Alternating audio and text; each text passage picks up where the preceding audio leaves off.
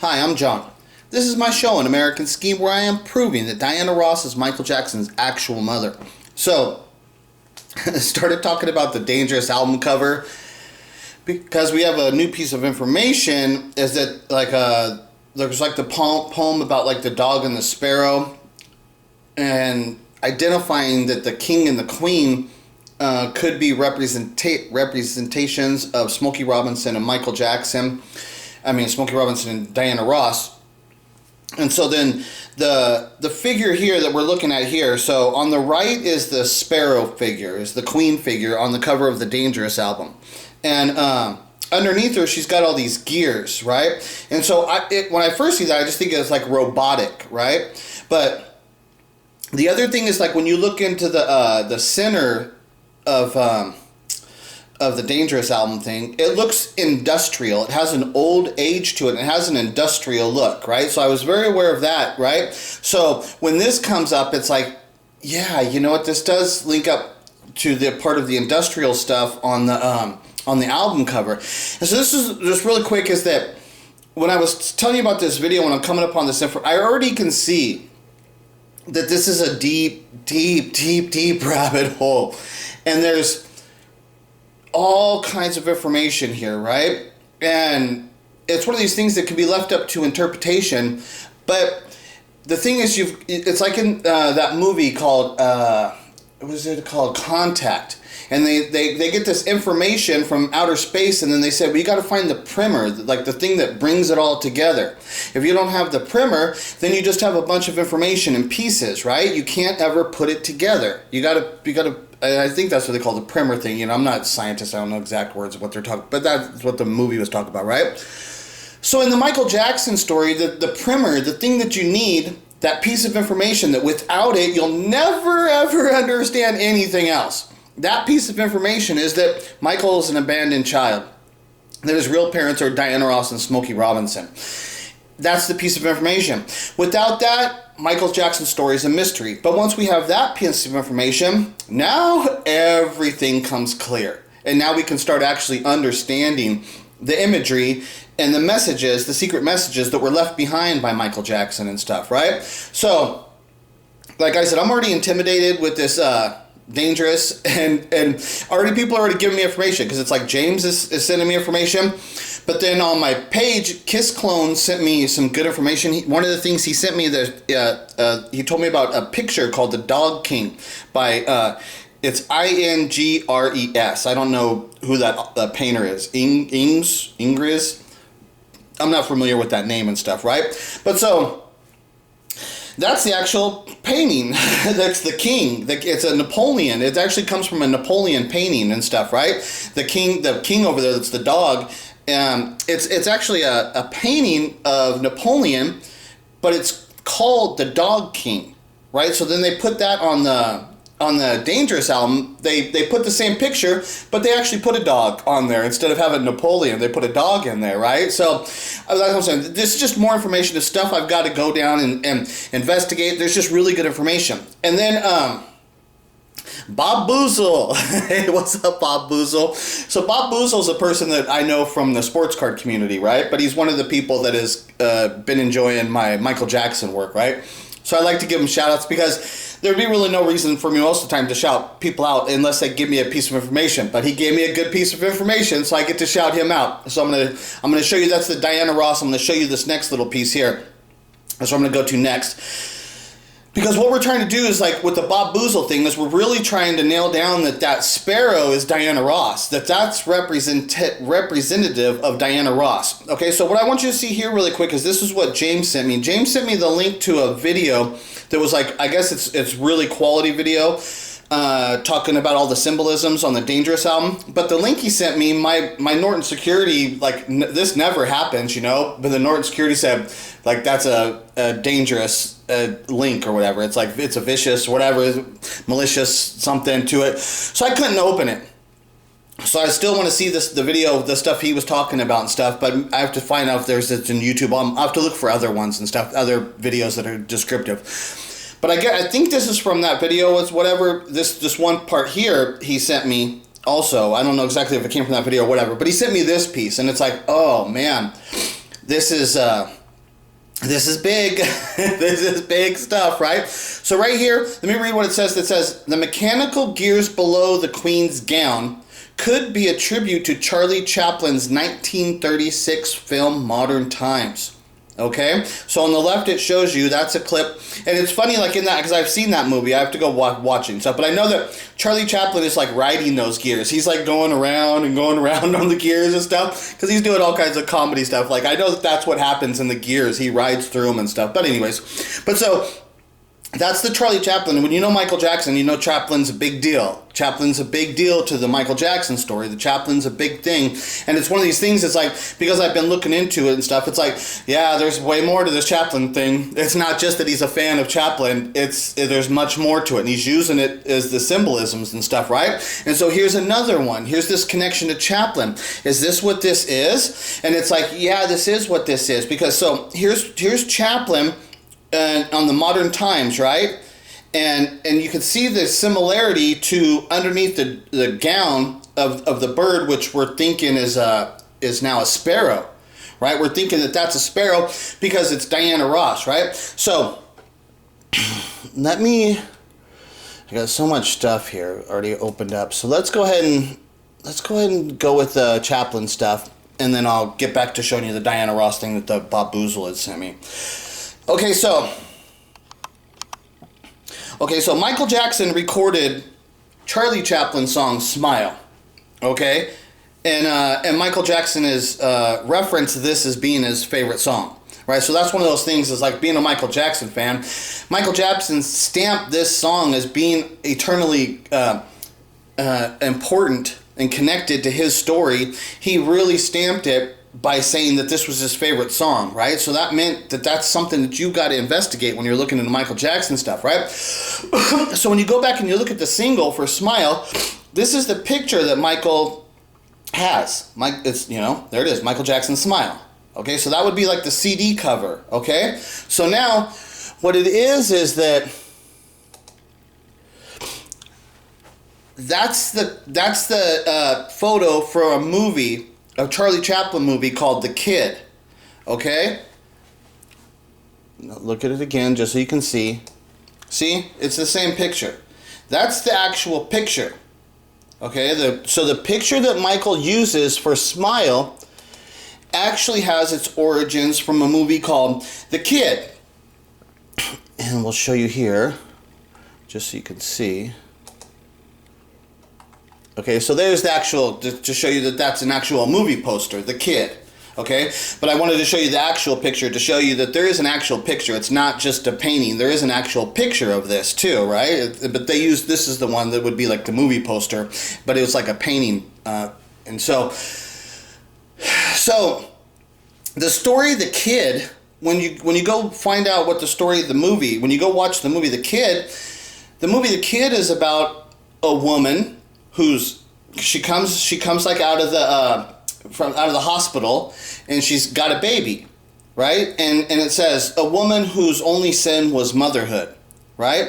And then so the mother, and then she walks out of the hospital and there's nobody there waiting for her, and she's walking down the road with her baby all by herself, and then she abandons her baby. She puts it in a car of a rich people in a rich neighborhood. She abandons her baby, and then she goes on and lives her life, and she turns into some kind of big star in the entertainment industry field, right?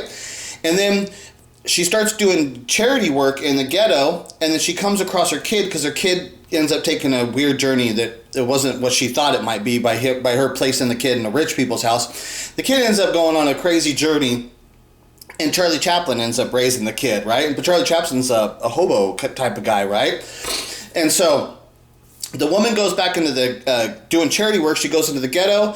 She comes upon her kid. She ends up finding it's her kid, and then she becomes reunited with her kid, right? So the story of The Kid it parallels the very similar true life story of what I'm saying with Michael Jackson, is that this is what happened with him. He's abandoned, and then his real mom becomes a big star, and then comes back into his life, and they get reunited and stuff, right? So very similar to the storyline of what The Kid is, right?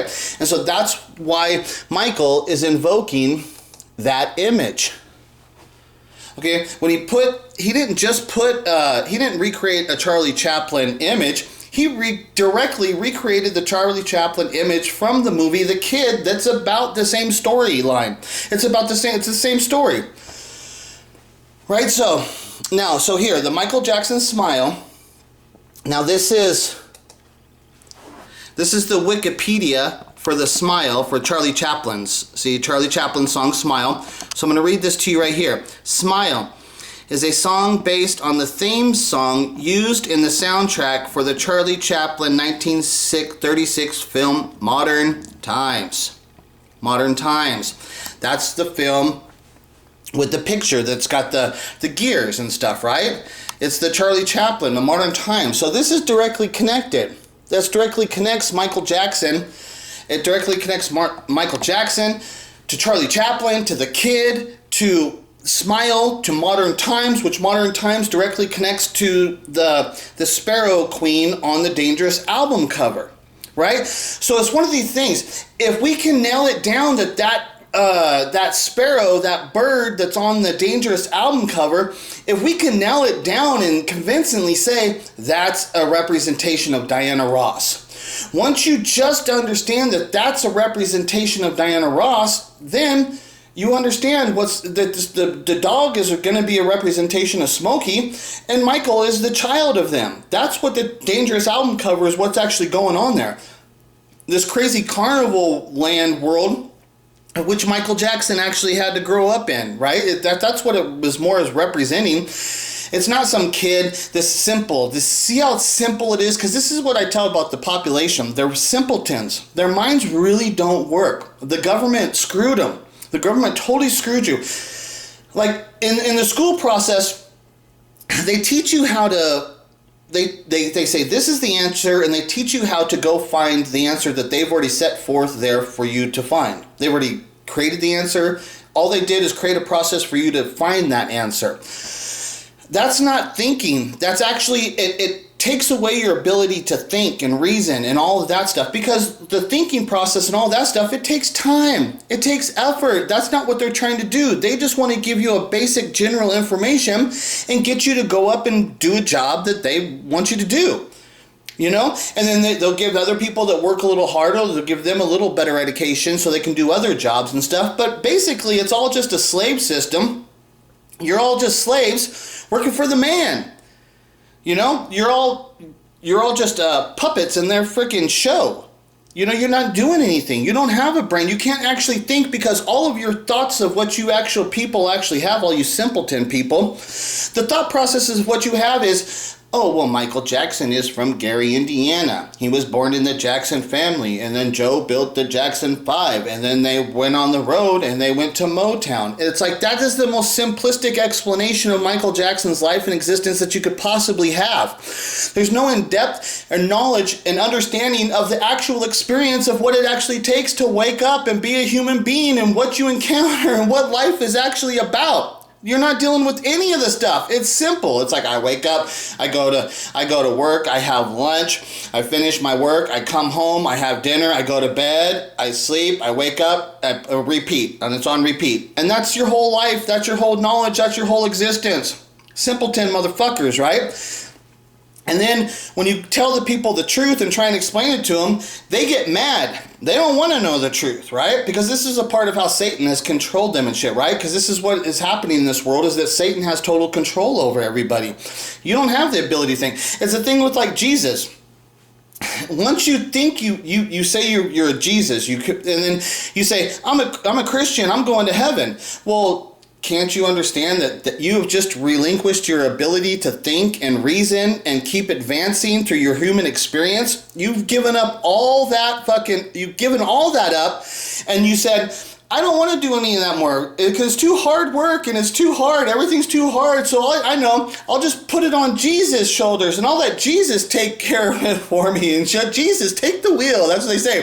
Jesus, take the wheel. Yeah, because you're a stupid, loser, simpleton moron who's afraid to actually live the human life and experience and keep progressing, you know, and keep learning, and understand that your thought that you had this week might not be the fucking same way you're thinking about it next week. That's the way the real world is. But you people have not been in the world where you're able to keep adjusting and keep learning and keep progressing. Your world is, this is the answer, this is where you find it, and we don't want anybody fucking contradicting anything. You believe what we say or else we're gonna yell at you and scream at you like whiny little babies that you fucking are. So that's what the world that Michael Jackson knew. He knew that you guys are all a bunch of fucking losers. Michael Jackson hated his fans because they're idiots. Michael Jackson respects humans, and he felt sympathy and pity for you fucking pathetic loser, simpleton human beings and shit. But the reality of a man who's like this, he can never have respect. I don't respect you stupid motherfuckers. And I'm not somebody like Michael Jackson who's trying to steal your money, so I'll tell you straight to your face, you're a stupid motherfucking loser motherfuckers, man. Slaves. You're fucking slaves, man. You're literally slaves is what it is. You're slaves. Like, you people are so dumb, you don't even know that you were born as a slave. Like, how stupid do you gotta be? Like, think about the reality of how stupid you think that the black slaves were back in the day. Like, the way that they talk about them. Like, oh, dude, I'm just a picking the cotton. And yes, master, Osby's good slave, and I picks the cotton, right? And so you people think that those people are so stupid, but guess what? They knew they were slaves. They knew who the fuck they were, which made them far more advanced as human beings than you people are today, because you dumb motherfuckers don't even know that you're a slave. You're way stupider than they were. You're way worse. They were way more advanced. They at least understood what the human experience was about. They knew who they were in this world, and they did their best, right? You dumb motherfuckers don't even know who you are. If you have no clue who you are, there's no way for you then to get the answers and have understandings of what's going on in the fucking world and shit, right? Like I said, Michael Jackson totally knew this about all you dumb motherfuckers and shit, right? Stupid idiots and shit. But Michael Jackson knew the only way to get his message out was he had to partake in the music business thing, which deceiving the public. He fully participated in that too and shit, you know. That's definitely part of what he did. Okay, but so now this is the clip that Bob Boozle sent me. Now this is from the Inside the Actor Studio, and so I've seen this before. So this is the kind of stuff is when I talk about when I.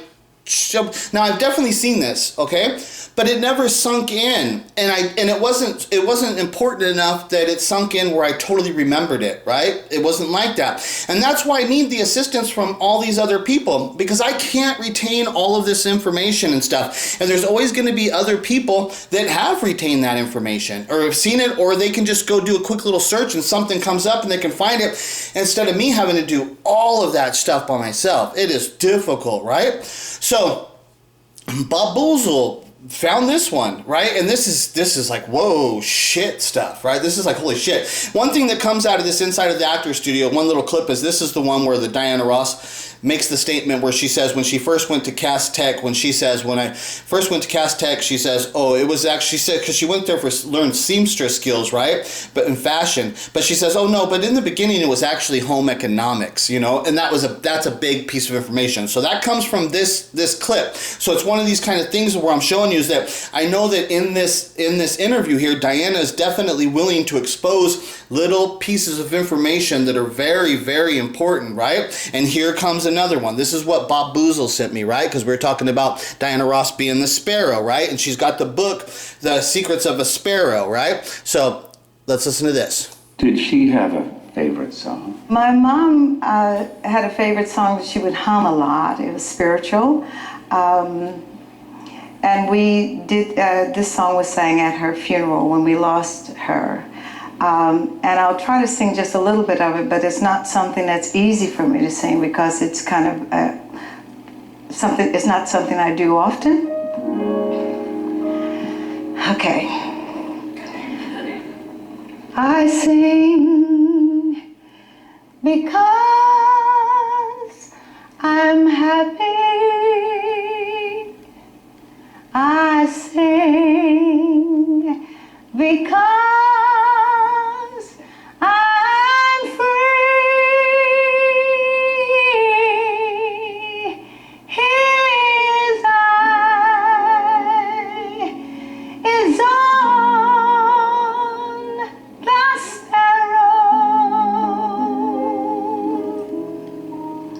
I know He watches me.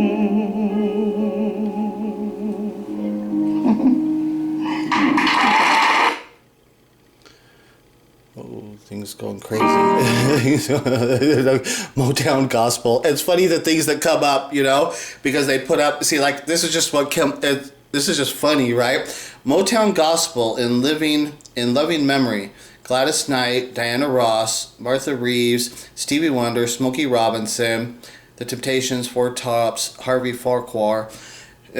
Marvin Gaye was up there too. But yeah, it was just funny that came up too. Like, I'll just leave that there. It kind of looks neat. But so, okay, after hearing Diana sing that and telling you the story of what that is, right? It's like, okay, the Sparrow thing I would think is really, really big deal in connection to Diana Ross, right? So if that bird queen on the cover of the Dangerous album is a sparrow, I just think that's, and then showing you that the connection to the gears could be a representation of linking to modern times. And in the modern times is the song Smile. And on the cover of the album for the single for Smile, Michael recreated the cover of the Charlie Chaplin film The Kid, which is about a kid being abandoned, his mother becoming a star, and then coming back into the kid's life. I mean, this is not like, I'm not like grasping for straws, whatever they say, you know. I'm not like, this is not a stretch. This is really tight, cohesive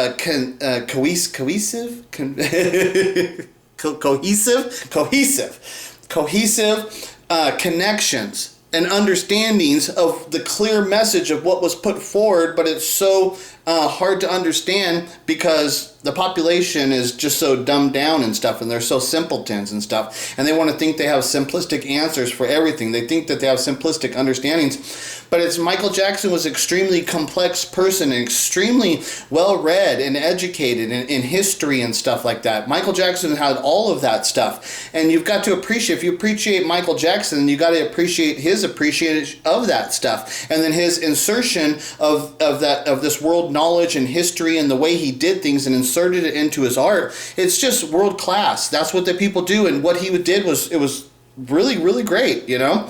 And so that's why I said we're through the looking glass, you know. We're in the Wonderland now, you know. We're in a different place. This is not, we're not in the fake stupid little American dream land.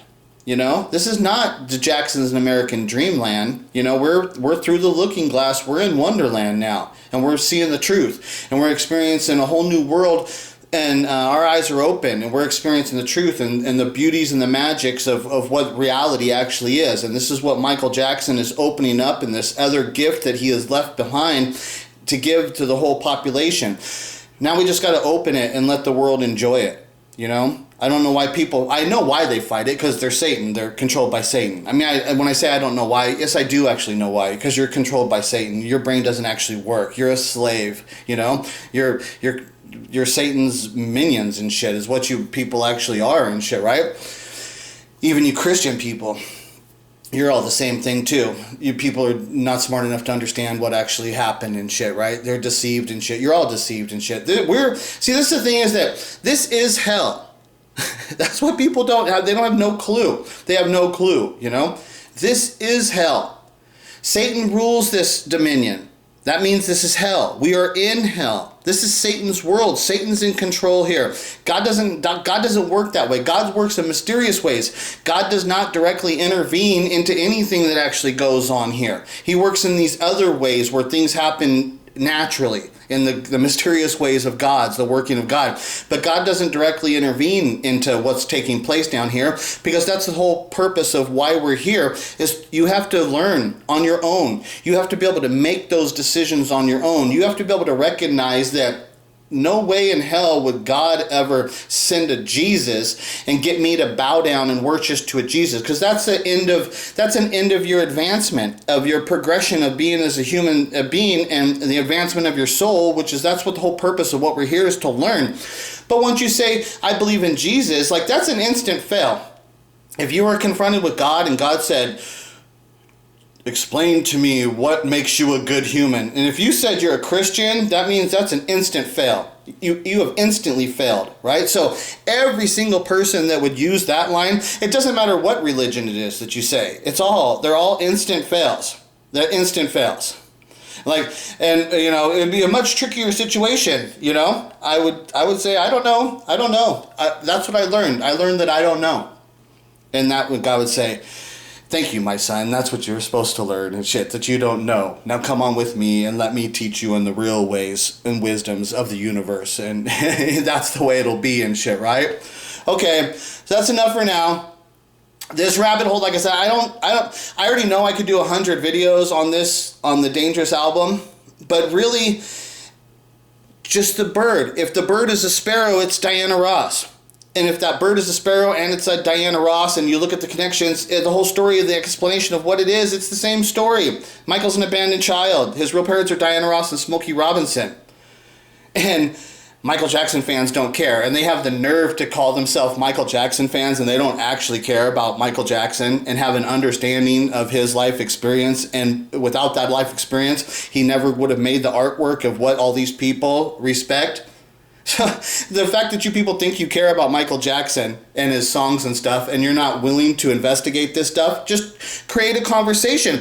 They'll have that's what I say about the Michael Jackson fans. They will have a conversation about every single other thing that's out there except my story, because my story is the true one. And my story, like I said, when it's the truth, what it is, it's like looking into the face of the God. And what happens is these people are so owned by Satan, and they're so dumbed down, and they're actual slaves, they don't have the ability to deal with reality and what truth is. And once it's true and they actually see the face of God, they run and they fight against it.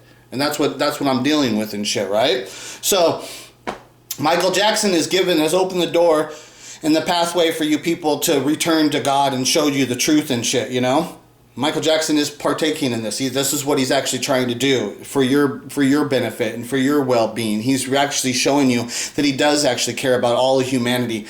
And this part of what he did, he was like saying, I have a bigger job. He says it's going to be hard to convey this message to the people. And he said, I'm going to use the gifts of what I have, and this is what I was born to do, because obviously, like a Michael Jackson, you can kind of look at it and say, well, this is obviously what I was born to do, right? And so he used his ability and used his gifts, and he did the best he could. And he left it behind, but he could only go so far. And it's one of these things, you need help from somebody else. This is how it works. You can't do things on your own. You're going to need assistance and help from other people and shit, right? And so now Michael is getting that assistance, and it's coming from me, right? And so, like I said, I know I'm special. I have this stuff. That doesn't mean that I'm pure and holy and I've done everything right in my life, and it doesn't mean it also doesn't mean that the mistakes I have, that doesn't cause me to be a sinner. It would cause me to be a sinner to make those mistakes, not learn from my mistakes, and then repeat those mistakes. That would cause me to be a sinner. It's not a sinner to make a mistake. When you learn from that mistake and it benefits thing and it's an eternal truth and stuff, well, then that mistake was a beneficial thing. That doesn't make me a sinner. That doesn't validate God sacrificing his child because of a little mistake I made. Because, I'm such a sinner. I've got to get rid of my sins. You got to be perfect. What the fuck are you idiots talking about?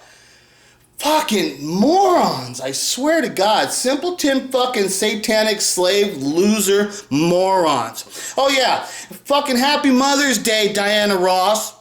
When the fuck are you gonna stand up and actually fucking claim your child as what he was? Your fucking child.